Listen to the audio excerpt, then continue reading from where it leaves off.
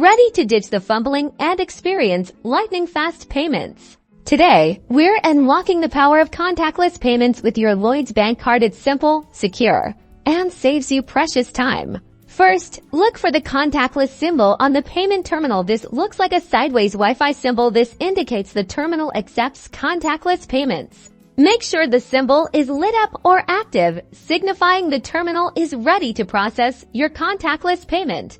Gently tap your Lloyds Bank card flat against the contactless symbol on the terminal. You usually only need to hold it there for a second or two. Watch the terminal screen. You should see a message confirming the payment was approved. This might be a tick, a payment approved message, or similar confirmation.